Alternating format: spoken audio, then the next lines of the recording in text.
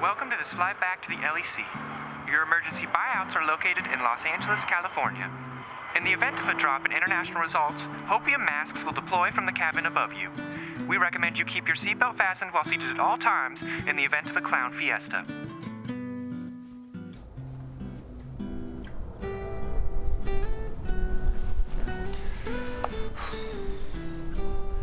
Good evening, everybody. This is, from the cockpit, is your captain speaking, Dan Dracos, of course.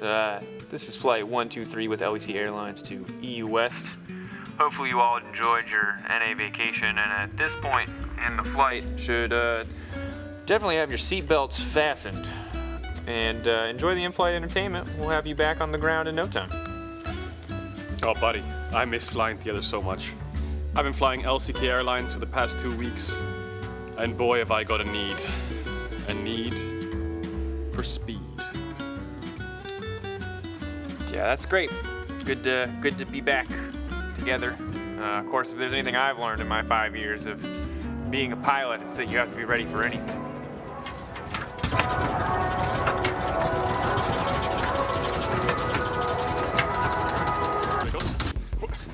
What was that?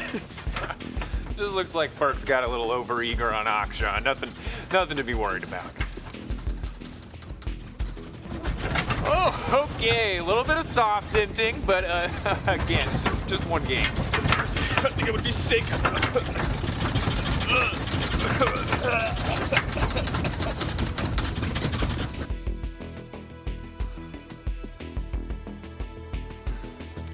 Don't worry about it, Cadril. Can't be any worse than juggling for Excel. Oh God. What is it? The Vitality have a huge lead against Fnatic, but they absolutely cannot close out the game. We're gonna have to flip it. We're gonna have to flip it. Cabin crew, we're gonna have to flip it. Get to your seats, Flip it. buckle up. We're gonna have to flip it. What does that mean? Okay. What the hell? You could have warned me. Just a little bit of a hiccup there. Everything's fine. This was supposed to be a smooth flight. Okay, one time more.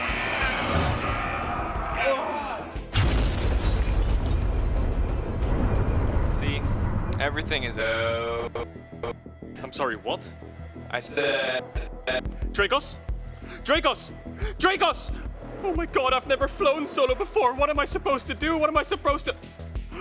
Oh god. Finn, he's getting bodied on Jace. He's an NA Jace. Oh no, what do I do? What do I do with an NA Jace? Oh god, what am I supposed to do? What would Dracos do? What do any of these buttons do? I'm not even a pilot. Wait, just think. Wait, it's not an NA Jace. It's an EU Jace. It's Finn. Cabin crews, prepare for landing. It's an EU Jace. I figured it out. It's an EU Jace. Oh my god, I can do this. I can actually do this. Hello, flight LEC Airlines 123. This is the tower speaking. We have cleared the midway for you, so you should be safe for landing. Get our players home, Captain. Oh, I did it. Okay, let's go, man. Oh. Ooh. Hello from the flight deck. Sorry for the bumpy ride. Hope that you're feeling nice and safe now that you've landed in EU West. Sorry for the Dracos? issues. But hope that you'll be flying LEC What? Airlines again. Yeah. Have you been here this whole time? Man, look, I was gonna say great job on landing the plane and the players safely, but We could have died. Why didn't you even try and help? I mean, Dracos? Dracos? how does that work every time, bro? Oh, technical difficulties. What the is wrong with you? He's a robot. Beep boop, beep boop, beep boop, beep Oh my boop. god.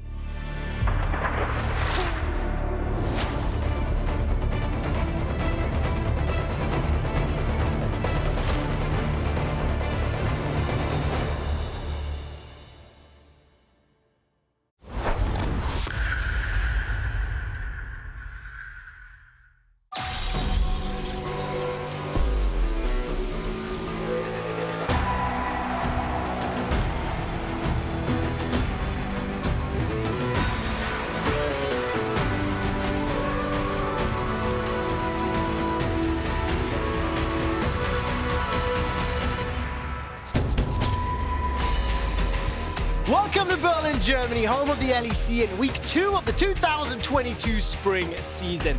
Last week we had our first look at the new rosters and faces, and while some of them were exceeding our expectations, others got a cold welcome to the LEC Super Week. My name is Quickshot, and I'm joined at the desk by Trouble as well as Verdius. Welcome to week 2. Verdius, good to have you on the desk. Thank you, my friend. It's good to see you again. How are you, and how's your hosting been? I'm hoping pretty good. Trouble, great to be back. Thank you. I'm glad to be back on the second week. That's going to be really juicy. Well, we get to see who will be improving and who won't. Let's start by recapping last week's results. Right at the top of the table, Fnatic and Rogue went undefeated. I mean, very Fnatic living up to the super team moniker of sorts. Yeah, I would say that the expectations that were put on Fnatic's shoulders, they certainly delivered upon. We saw a wide array of different styles with the different compositions that they were pulling out. We saw Humanoid continuing to perform at the same level. Hylissang had a fantastic week overall, and while the early games are a little shaky, while Wonder did have some very high ups and a couple of low downs, you know, I think that overall this Fnatic squad looks like a team to be feared. And I think on the other side for Rogue as well, I think they had a very dominant start of the split. This is continuing the tradition of being one of the best teams that we have here in Europe in a best of one, right? And they also had the quickest game with 24 minutes versus Astralis. I feel like Comp and Malrank have found their comfort in the team, and especially for Comp, because we had him on PGL last week as well. He was really happy. He's like, I really hope that Rogue fans feel like I am feeling Hans Sommer's shoes. So far, it looks like it. I mean, absolutely. It's important to call out that, of course, they did play SK Gaming, Misfits, and Astralis, so not exactly the toughest of schedules. A little bit of a surprise looking at Mad Lions last week. They went 2-1 and definitely looked more put together than I was anticipating. Of the opposition that they were playing against last week, their loss to SK was probably the most surprising one. Yes. Because they did look convincing. They had a very clear game plan coming in with the Yasuo Diana. I feel like Elyoya really came to play. And I know that many were concerned about the loss of Humanoid in particular, considering how greatly praised he was last split. But Rika seems to be filling his shoes, and with Unforgiven in the bot lane showing a level of consistency we don't often see from rookies, this Mad Lions squad is definitely a team to be feared. And again, I want to give some praise to the people behind the scenes, right? Mac, the coaching staff behind Mad Lions, because it feels that continuously they've been finding these rookies and they've been feeding them the right food. You know, they help them evolve. They put them in their comfort zones, like Unforgiven on the Carthus, Rika being facilitated from Elyoya and Kaiser. I feel like it's a recipe for success. 100% agreed. I mean, the super team on his own, Elyoya, last week, a hell of a statement. When you look at his kills plus assists at 14, participation as well. I mean, phenomenal performance from Elyoya and the Mad Lions. And throughout the day today, we're going to be talking about some of those expectations versus the reality. And the expectations on Vitality could not have been higher. The reality could not have been lower. They went 0-3 at the bottom of the standings, and the word super team definitely does not yet apply. Well, I think that they are meeting the super team syndrome requirements right now, because I feel like we're seeing what we've seen a lot of in the past, which is you can see the good elements. Their laning phase still very good. Alfari, by far and away, still one of the strongest top laners that we have here in Europe when it comes to the laning phase. And while Perks didn't have his strongest week, you feel like that the talent that exists across that roster is very evident. It's just not coming together yet. We're not quite seeing that coordination. We're seeing sloppy fights. We're seeing execution that just doesn't seem to be on the same page. And I'm hoping that with time, they will find that synergy, that game plan, that strategy of how they want to work together. But right now, it just isn't there. And just to give my hand on Jack, that's like right off the door, and I'm trying to save him from the Titanic shipwreck. We have to mention Selfmade, because I think Selfmade has been so far the shining star for Vitality, especially on his Kiana performance. I felt the man like went above and beyond. Then over with the Viego, he was sniffing the dives, he was destroying top lane, his pathing was very unique. And I feel like Selfmade has what it takes. Now the team needs to gel together with him to make it work. Synergy and time, that's what they're going to be asking for. Now, if you're at home and you want to stay up to date with all things LEC, feel free to join us on our Discord, follow us on Twitter as well as Instagram, and now a brand new social media. We're also on TikTok. Okay, TikTok. I can figure this out. How hard can TikTok be? That's the spirit, Trevor. Right, now you know the bottle cap challenge, yeah? Of course. Right, so just get the bottle cap off. Okay. TikTok. All right, Trev, do you know the change clothes TikTok? Of course. All right, give it a go. Okay. TikTok.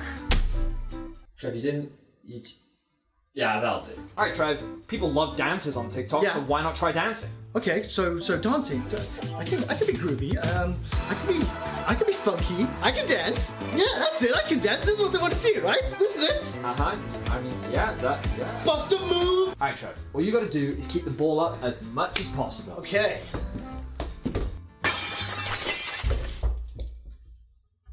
So, Venus, how'd I do? Well, you did something. TikTok.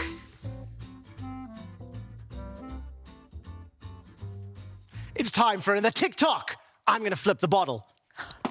Yes, it worked. Okay, let's move on with the show. That was awful. I am not one for TikTok. Thank you for that one, Andy. I wanted to check in on the LEC meta because while I was watching the games last week, I kind of felt like there were some differences in our pick and ban priority to some other regions. But in the week preparing for this and closer inspection, it turns out there's a lot of similarities. Renekton, LeBlanc, Twisted Fate, all of these are popular picks, but we are seeing some differences in the support role. Yeah, we certainly are. I think that Europe loves their engaged support still. Thresh is still a super high priority pick for us, which isn't that uncommon for anyone that's been following the European scene for a while. You will know that Thresh is a beloved champion amongst our supports. But if we have a quick look at this beautiful graphic behind us, you'll see among some of the major regions some of the differences in priority. And you'll notice over in the LCK, they do love their enchanters. Yuumi and Karma in particular really standing out. The LPL, also big advocate of their engaged supports. The LCS, you have a bit of a mix. Whereas the LEC sort of following the trend of the LPL. But we really love our Rakan here in Europe. That very highly mobile, the ability to make those quick engages, and you also have strong individuals in the bot lane that do love the pick as well. I mean, honestly, when you've got supports in Europe like Hylissang and Trimby, who it feels like Rakan is like second nature to them. It's like the extension of the hand. I feel like, yes, you give them those engaged champions and they create their flanks for you and they create every engage that you need for your team. But just to take it back, I feel like it's also the historical stylistic of how teams and regions like to play the game. Over in the LCK, they put so much emphasis in allowing their ADC, their marksman, to shine, play the front line with the likes of maybe an Ezreal or a Lucian together with a Yuumi, a Lulu or a Karma. Here, they would rather set up for their carry, create engage for the entire team.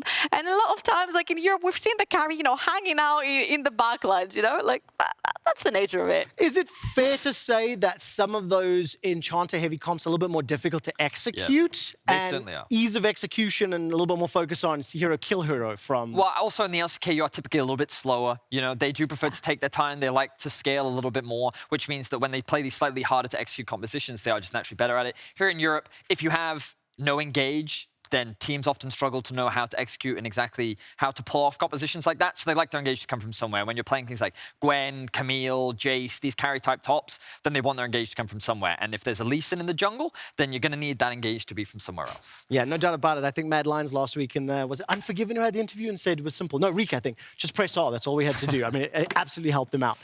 One of our newest support faces has made it into our list of players to watch for this week. Over to you, Dracos, to present the candidates.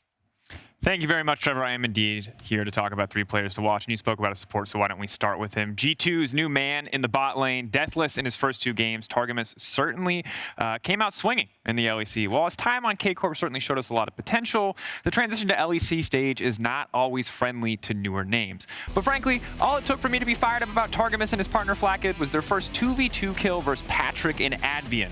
Of course, it didn't stop there either. In their match versus Strauss, he showed off incredible mechanical skill with a solid pike performance. And to be fair, his match versus Mad mostly showed that Flame Chompers are the #1 counter to Yuumi, but otherwise, it was pretty solid overall. And I think for G2, Targamas has more than delivered in the first week.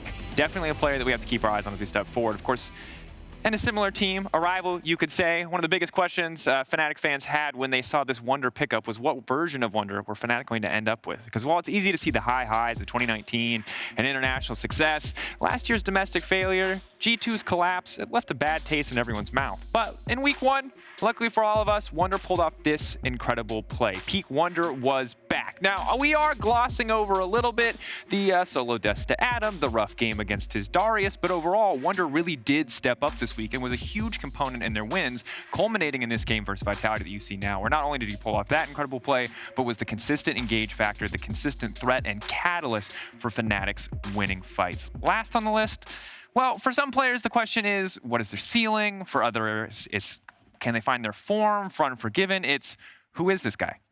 Like, seriously, where did he come from? Because before this week, Unforgiven was just another 80 carry on a lengthy list of ERL talent who had never accomplished anything significant. He had no domestic trophies, no EU Masters appearances. The most notable thing about him was that he was named after a guy that played for H2K all those years ago. But all that changed last weekend when Unforgiven showed us not one, but 3 incredible games, from the Karthus to the Jhin and finally the Jinx. Unforgiven was the reliable carry that Mad needed to finish their week 2-1. He was also an incredible part of their massive holdout against SK, ending the 1-hour slugfest with only 2 deaths to his name. Pretty impressive for such a young talent. Now, for Wunder, it's a road to redemption. For Targamas and Unforgiven, it's the road to greatness. But for each of these players, it's only 3 games. With 7 weeks left in the season, anything could happen, but for each of them, it was an incredibly promising start. Now, if you'd like to hear more about my takes or Cadrill's, you can check out the Euphoria podcast releasing every Wednesday at 12 CET. And if you want to join the discussion, let us know your thoughts on this week's question, which is Alfari a good carry? Very simple, but let us know what you think. At LEC, at Daniel Dracos, or at Cadrill. And I'll see you all for Game 1. But of course, you can see more of Unforgiven later on in Game 5 when the Mad Lions face off against the undefeated Rogue in a rematch of the Spring Finals. Kaiser goes in, straight into a 1v3, forced away. There's the call of the Forge God coming out, and those Caps can jump across the Cataclysm. Holy! I believe Rogue is gonna get worse. I think Inspired and Ansama were the 2 best players that Rogue had by far. Results in so much trouble! Inspired with the blade of the Ruined King! Diego shuts down Misfits! And yeah, I think that's a big loss for them. Dominus pop Malfang gonna get chased down here, tries to turn it onto Dale, and Malfang actually just kills off Zanzava. Another kill comes out. Yeah, I do feel like their engine is just like supporting jungle, so I feel like if you target them, that's kind of the way to shut them down. They now want to turn and burn, lead more from Elyoya, and again another combo. Purchase gets instantly deleted. What a fantastic matchup to close out the day. Last game is, of course, rematch of the Spring 2021 Finals, the Summer 2021 Semi-Finals. And the question I'm going to ask my panel is Rogue versus Mad. It's Rogue that have faltered in the most recent matchups. Will this be the year they overcome the Mad Lions? I feel like coming into this season, there were a few question marks. We're like, okay, we'll give them a little bit of leeway if they don't give any results in the first week, because they have replaced very key components that brought them success last year. For Mad, it was Kazi out, Humanoid out, Rika and Unforgiven. Rika made a pretty good run in EU Masters. Unforgiven, Draco said it himself, he hasn't significantly achieved anything yet in week 1. I think there were catalysts on how well Mad did. On the side of Rogue, also Inspired, Hansama. Hansama had a fantastic run into Worlds, but also having in Malrank and Comp, I feel like they have found their place in the team. I feel like that both teams seem to have filled the empty spaces very well. And I think that Trouble highlighted that these new recruits seem to be giving a new sign of life to both rosters in a slightly different way, but also in a very similar way. We're seeing many of the strengths that we saw from the previous rosters, along with slightly new iterations that we didn't get to see before. So it only sets us up for a really exciting matchup between the two, and especially in that jungle, given Elyoya's first week and Mauran going up against some tough competition, it's going to be an exciting match for sure. It absolutely will. And while we are live on air, I hear that Mad Lions have just announced that Rainova will be their jungle analytical coach. I don't have the exact wording, so that'll be an interesting addition to that support team. Today, we continue the LEC 2022 season as teams are looking to pick up the pace following the events of Super Week. As we've already talked about, Mad Lions taking on Rogue at the end of the day. BDS versus Vitality is going to be a lot of fun to watch, and a lot of things to put on the table as well when we look towards XL in our first game of the day. A lot of potential, a lot of hope for them coming into last week's matchups. Vedius, what game are you most excited for? The last one. I know it's an obvious one, but I really am excited to see Rogue versus Mad. I feel like that we had such a great debut from both of them in week 1, but I also know what Mad is like during the regular season. 1-1 is usually their go-to, so it wouldn't surprise me if they had like a really bad game today and then an insane game tomorrow. I'd like to see what level of consistency they can bring and what level Rogue will look to match. Well, that'll be game 5 of the day. We had a lot of matches before that, and ahead of our very first one, which is XL versus Misfits, Law was joined by XL's head coach Youngbuck to talk about their week 1 performance. Thank you, Quickshot. And Youngbuck, thank you so much for joining me ahead of your game today. Nice to have you again in the LEC. I want to say I had the opportunity to talk to Finn last week, and he was telling me about the Excel project. And I want to have your take on this, because in a recent interview with Hotspun, you mentioned that you kept the 4 players, adding Finn. So how hard has it been to pick things up where you left them last year, because you were on a good path, but also including Finn in this year's lineup? I think that it's not been as easy as people might think, because I felt that when we made the changes in the middle of summer last bit, we weren't very actively coaching. We were just trying to get results and making sure that the new guys fit into the roster very well. So I think we weren't very actively trying to fix the really big issues, but really making sure that the players were in a comfort zone and trying to get very big, like just get short-term results. So now that we actually are staying together, we've played a lot in November, December, January. This is where we're really trying to step it up. And you mentioned also Finn and how he showed better results in the scrimming process, which is why you bumped him into the main lineup. What made the difference, if I may ask, when you had to choose Finn in the end? Well, we tried out, I think, roughly 7 or 8 different top laners. Okay. And what really stood out with Finn is that he was very dominant in his lane, but also in his communication. You could tell that he had very good map awareness and was very actively trying to involve himself in the game.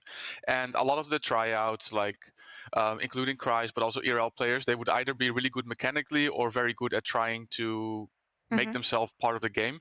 But a lot of them didn't have both factors. And Finn was the one that was really ticking those boxes, and like the only player that was really doing both at the same time. I see. And it showed even during the first week. I mean, with the results you have 1 and 2. I want to say it's good results given the schedule that you had, but there's still memes around Excel not making playoffs, of course. You mentioned also during this interview that playoffs was the minimum this year. Could you elaborate on that based on the competition we have in the LEC and how stacked the league may be? It feels that the league is quite top heavy. If you just look at, not counting Vitality 03, but if you just look on paper, you feel like Fnatic and Vitality have just extremely strong super teams. But teams like Rogue, Mad Lions, G2, they feel like a little bit less of a very strong opponent. So it feels like they are teams now where you can take off games. And then there's still a lot of teams fighting for those last playoff spots. So I feel like the LEC in general is more top heavy, which means that it's easier for a team like us to make playoffs if we feel like we are the roster that should make it in the top 6. Oh, that's very good news to hear. Time to shine for Excel, hopefully this year. Youngbuck, thank you so much for the interview. Good luck against Misfits today. And Trevor, back to you. Thank you very much, Law and Youngbuck. I want to pick up on that comment. It feels like the league is very top-heavy. It's very early on in the season. We need to see how all these rosters are going to develop. But that's a relatively bold statement followed up by, it should be easier for us to make playoffs. So what I think is interesting is that, to me, comes across as a perception thing. Because often when we think back to Europe's history, the teams that always win always have these really big, present, powerful names, right? Whereas when you look back to last year, would you look at Mad Lions' roster at the start and sit there and go, they were going to be back-to-back champions at the end of the year? And I don't think anyone would say yes. And I think the reality is we're now in an era of Europe where rookies are rising to prominence much faster than they really have in the past. And now these teams that on paper don't look as scary, the promise and potential is a lot scarier than I think meets expectations. And again, Mad and Rogue already showcased in week 1 what that potential could be. I would put a small asterisk only on Fnatic because they have actually obviously met expectations building that European super team, right? And I felt like Wanda being back in form as well gives a lot of promise to their fans. It really does. When we see how it develops as the season plays out and setting the stakes for our very first game, XL and Misfits are expecting and hoping to fight for those final spots in playoffs. Now, did both teams perform to your expectations last week, Vedius? So I will say that Misfits did, considering the roster changes that they did make. My expectations were that they would go 1-2, 2-1, and that they would still be experiencing some growing pains. XL, on the other hand, I had relatively high expectations of them. I expected them to I'd fairly confidently go 2-1 this week because I felt like that with keeping a lot of the core roster and only changing and really upgrading their top side, I really thought that we would see some notable improvements. Now that the team has been able to gel, work together a little bit more, but I still feel like we're seeing a lot of coordination issues. A lot of the problems that we saw last split haven't really been fixed. So they didn't really meet my expectations so far. Yeah, I feel like it's on the Mark and Hank scenario because they brought them in halfway through the season, last season, and they were like, okay, they haven't had the time yet to get there, but now they surely must have, right? They kept the 2 core members, the 2 strongest members coming straight from the ERLs. But now I feel like with the meta right now, sometimes these 2 can get very separated because sometimes the map gets towards the top separated and then the 2 stay alone in the bot lane. And then later on in the game, when you see Advian and Markoon together, you can see the synergy, you can see the engages working. Now, Markoon has said himself last season, he's like, you know what, I'll take all the engages, some of them might be wrong, but I will find the right ones. Versus BDS didn't work that much. No, it really didn't. Unfortunately, some of these unfavorable team fights went the way of BDS. They ended up picking up that win from last weekend. I do think, however, you know, Youngbuck was talking about some of the off-season practice and the prep that went into it. Let's see whether or not they can clean up some of that play today. I want to focus also on a player that Youngbuck was talking a lot about, Finn. Coming back to Europe, looked relatively good last week. I mean, what do you make of Finn and being back on the stage? Am I allowed to make a very bold statement here? Be brave, be brave. I'm going to be really brave. I think Finn is the best NA import so far in week 1 to the LEC.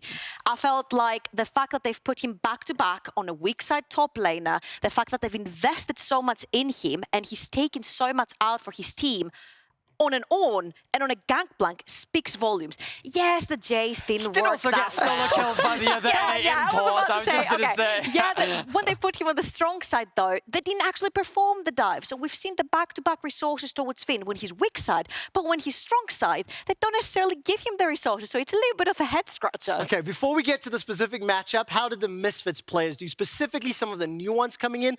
Razork, very big shoes to fill. Yeah, it certainly was. And I think that when we look at the identity of Misfits, a lot of what made them good was Razork. In particular, how he focused a lot around the top side of the map and how he was a very aggressive jungler. So what would Zlatan do fitting into this roster? Well, Trouble talked a lot about it last week. He is not that type of jungler. It's not that he won't gank, it's that his priority is more on himself. And I want to just draw a comparison between what we saw from Razork last split and what we've seen from Zlatan so far.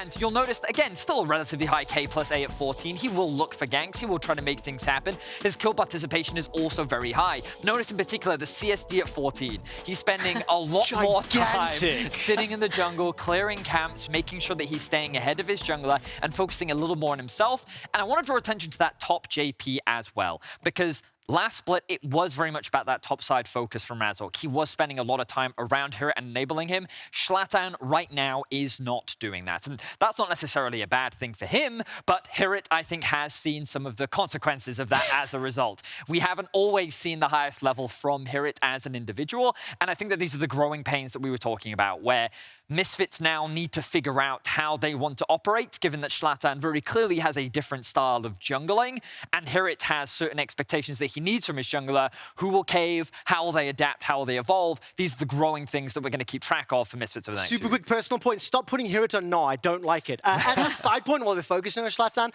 Misfits do have very strong early objective control. They're the only team with 100% first Drake as well as first Herald. Now, one of the other players we haven't spoken a huge amount about, Vito, he had some very impressive moments last week, but is also going to need to be a carry for Misfits if they want to win. Absolutely. I feel like going back to the story that Vedus was talking about and following Zlatan as well through the ERLs, he would love a mid laner like Vito. He plays Zoe, he plays all these pushing mid laners. His Silas performance also popped off. The duo should technically be doing wonders for the side of Misfits. And I felt like Vito specifically in week 1, he absolutely popped off. I think he was first in, yeah, there you go. He was first in KDA, kill participation.